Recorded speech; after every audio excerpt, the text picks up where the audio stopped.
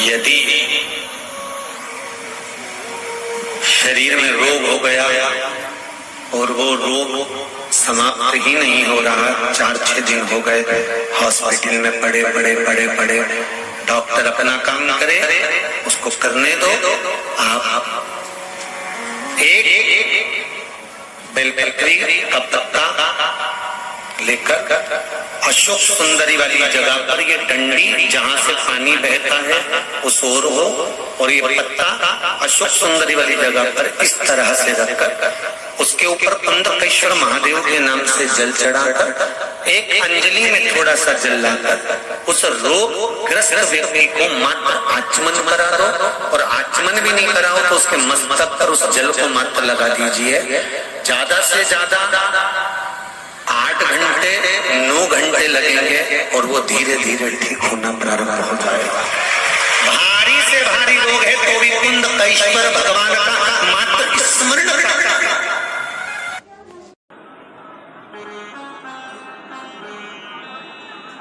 शिवलिंग की जो पूजन होती है, भगवान कर की जो शिवलिंग का पूजन है वो साधारण नहीं।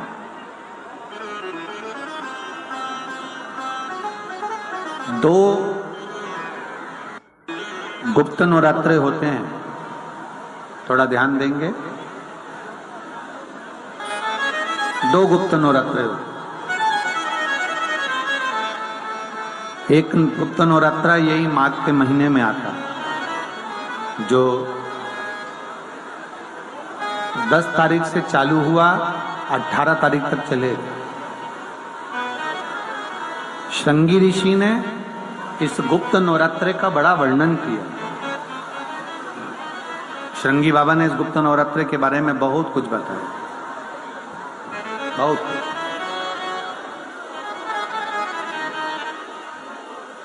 श्रृंगी बाबा गुप्त नवरात्रे के लिए कहते हैं कि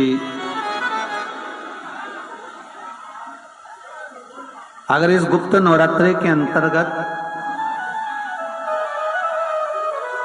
9 लाल फूल और 5 श्वेत पुष्प, ये दोनों, लोग कहते हैं गुप्त नवरात्रे में हम देवी की आराधना करें, गुप्त नवरात्रे में हम भगवान की आराधना करें, पर शिव महापुराण की कथा कर रही है, भगवान शंकर का चरित्र कथा है। अगर आपने देवी भागवत का स्मरण किया हो या भगवान शिव की एक पवित्र आनंदमय कथा स्कंद पुराण के काशी खंड में अगर सुनी हो या उसमें भी नहीं पढ़ पाए हो तो श्रृंगी ऋषि के चरित्र में आता है। श्रृंगी बाबा ने वर्णन किया है कि किसी भी स्थान पर, किसी भी स्थान पर यदि हमारे घर में 2 शिवलिंग है नहीं है तो किसी अपने घर के गमले में, बगीचे में 2 पार्थिव लिंग का निर्माण करें।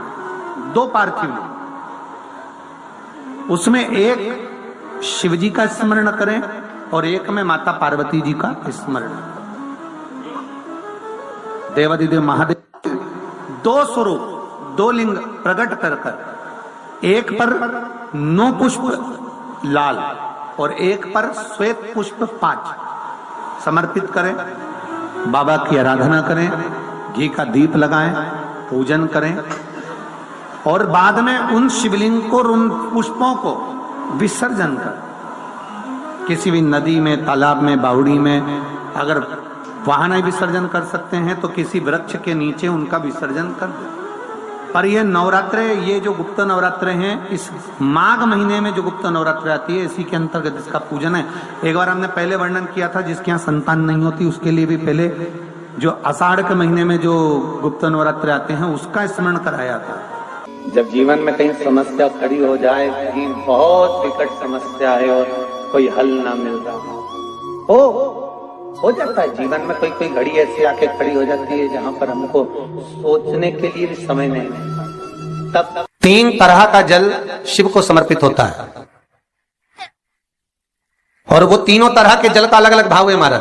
पहला जल सादा, घर से पानी लेकर गए, जल लेकर गए, शंकर को चढ़ाया, वो हमने घर का अपना एड्रेस बता दिया, भगवान शिव को जल चढ़ाकर अपने आनंद के लिए शंकर से कुछ प्राप्त कर लिया। दूसरा जल, जल के कलश में थोड़ा सा इत्र डालकर शंकर को जब समर्पित करते हैं तो महाराज घर में अगर कोई व्यक्ति बहुत रोगीला है, बहुत रोगीला, एक शिव महापुराण में, स्कंद पुराण में, नर्मदा पुराण में, भविष्य पुराण में, अग्नि पुराण में, नारद पुराण में, बरहा पुराण में, वामन पुराण में जितनी चीजें लिखी गई है एक एक प्रैक्टिकल कर देखो तो शिव महापुराण, स्कंद पुराण का यह भाव याद करिए कि एक लोटे पानी में इत्र मिलाकर, जल में इत्र मिलाकर, बहुत रोगीला व्यक्ति, बहुत बीमार व्यक्ति है, एक लोटा पानी उसका हाथ का स्पर्श कराकर शंकर को चढ़ाना प्रारंभ कर दीजिए। महाराज केवल 5 या 7 दिन चढ़ाओ और वो 7 दिन के बाद में उस बीमार व्यक्ति का क्रम देखिए कि उसमें कितना आराम लगा है। औषधि दवाई काम करना प्रारंभ करी कि ना करी।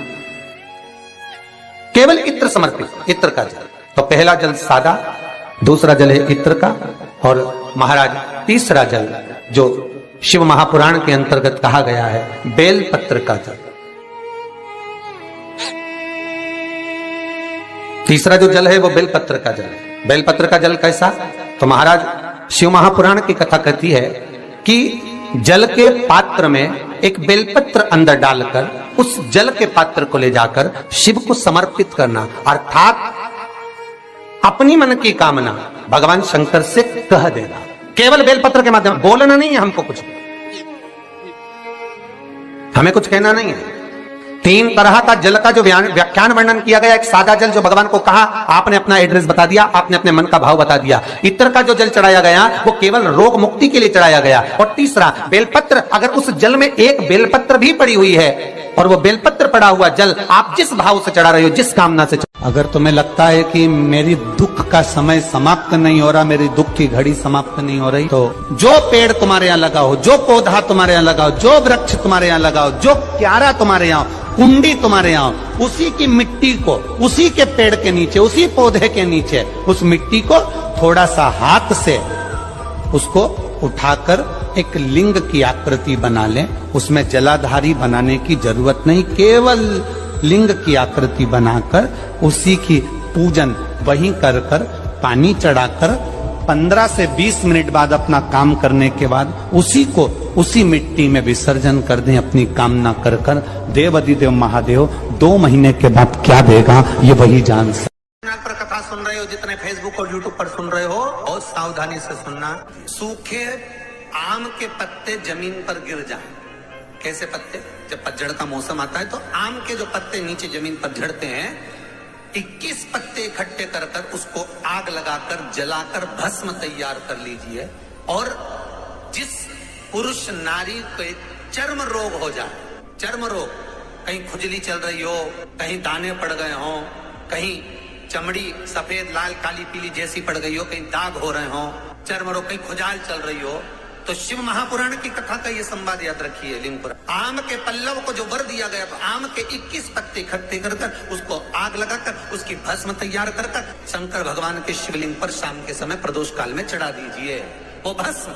और उस भस्म को उठाकर लेकर आ जाओ, डब्बी में भर लो और गाय का घृत उसमें डाल लीजिए और उस स्थान पर लगाना चालू कर दीजिए। 3 दिन में दांत खाद खुजली जो भी होगी मिटना प्रारंभ हो जाएंगी। उसमें इतनी प्रबलता आ जाती है। शंकर को जो भस्म चढ़ी है, आम के पत्ते की भस्म का भी हमारा शास्त्र वर्णन करता है। उस भस्म को छान कर पीस कर उसका आनंद, उसकी कोई दुकान आप डाल रहे हो, नया व्यापार चालू कर रहे हो और लग रहा है कि चलेगा कि ना चलेगा। पहले भी मैंने 2-4 दुकान डालकर देख ली, नहीं चली। अब नया डाल रहा हूँ, कर्जा कर कर डाल रहा हूँ, पैसे लाकर डाल रहा हूँ, चलेगा नहीं चलेगा। तो उसके लिए सबसे पहला काम करो, कम से कम दुकान खोलने के 7 दिन पहले आम के पत्ते की बंदरवाल बांधो। दुकान का मुहूर्त होने के 7 दिन पहले आम के पत्ते की बंदरवाल बांधो और कहीं आम के पत्ते की भस्म मिल जाए, वही भस्म जो आम के पत्ते 21 उठाए सूखे वाले, अलग से तोड़ के मत सुखाना, जो पत्ते नीचे गिरे हों उसको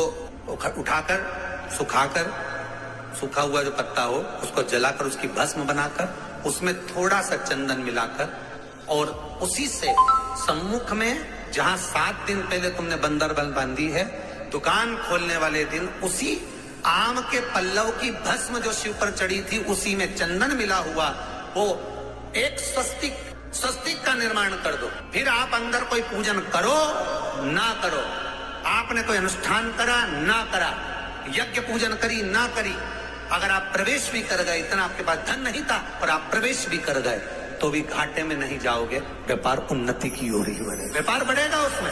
आम के पल्लव में अगर कामदेव छुप कर भस्म होते हैं, तो शंकर मेरे आम के पल्लव को भी वर प्रदान कर देते, आम के पल्लव को भी शिव वर। भाई भाई में विवाद हो रहा हो, जमीन के लिए विवाद हो रहा हो, किसी प्रॉपर्टी के लिए विवाद हो रहा हो, या किसी अन्य विवाद में पड़े हुए हो, या तुम्हारे दुश्मन बढ़ रहे हो, तुलसी के क्यारे के पास में एक छोटी सी कटोरी रखकर घर का कोई भी व्यक्ति, चाहे महिला हो, पुरुष हो, पुत्र हो, पुत्रवधू हो, बच्चे हों, कोई भी हथेली में गंगा जल लेकर अपने पूर्वजों का स्मरण कर और वो गंगा जल काशी विश्वनाथ के नाम से अपने पूर्वजों का नाम लेकर वो कटोरी में अगर 5 बार या 7 बार छोड़ देता है, तो उसके पूर्वजों को पिंडदान और तर्पण की जरूरत नहीं पड़ती, उनको मोक्ष प्राप्त हो जाता है। महाराज, जहां पर पति और पत्नी के संबंध बेकार हो जाते हैं, विवाद हो जाता है, अदालत में बात पहुंच जाती है, परिवार वालों पर दहेज का केस चालू हो जाता है, कहीं ना कहीं किसी ना किसी रूप में कार्रवाई चालू हो जाती है, पति पत्नी में वापिस प्रेम को बढ़ाया जाए, उस प्रेम को बढ़ाने के लिए शंकर भगवान का समझ लीजिए शिवलिंग, कनेर के पुष्प की माला, काई के पुष्प की, कनेर का वो पीला जो फूल होता है, आप टीवी पर दर्शन कर रहे होंगे, कनेर के पुष्प की माला, जो ऊपर जलाधारी लगी है, जिस जलाधारी में से बूंद बूंद पानी गिरता है, ये शंकर भगवान की 5 बेटियों का स्थान है। कौन कौन सी बेटी, नाम ले, जया, विषहरा, श्यामली बारी, दौतली और 5वें नंबर की देव। ये शिव जी की 5 लड़की है जो पानी बूंद बूंद नीचे गिरा रही है। शंकर भगवान की बेटियों के स्थान से शंकर भगवान की जो ये जलाधारी है, जलाधारी अशोक सुंदरी वाला स्थान, ये जो जलाधारी है, बेटियों के स्थान से जलाधारी तक जो कनेर के माला बनाकर स्पर्श कर कर लगा देता है, शिवरात्रि के दिन प्रदोष काल के समय पर उस पति पत्नी में कितना भी झगड़ा हो रहा हो, आपस में प्रेम बनना प्रारंभ हो जाता है। अदालत का केस धीरे धीरे समाप्त होने लगता है। अदालती कार्रवाई, यहां तक कहा गया कनेर का पुष्प, भाई भाई में विवाद हो रहा हो, जमीन के लिए विवाद हो रहा हो, किसी प्रॉपर्टी के लिए विवाद हो रहा हो, या किसी अन्य विवाद में पड़े हुए हो, या तुम्हारे दुश्मन बढ़ रहे हो, तो भी कनेर का पुष्प शिव को समर्पित किया जाता। कनेर का पुष्प सुख प्रदान कर, आनंद दे, जिसको कोई ना पाए उसको मेरा महादेव पाए। हम सब बोलिए एक बार जमकर, श्री शिवाय नमस्तुभ्यम। प्रैक्टिकल जरूर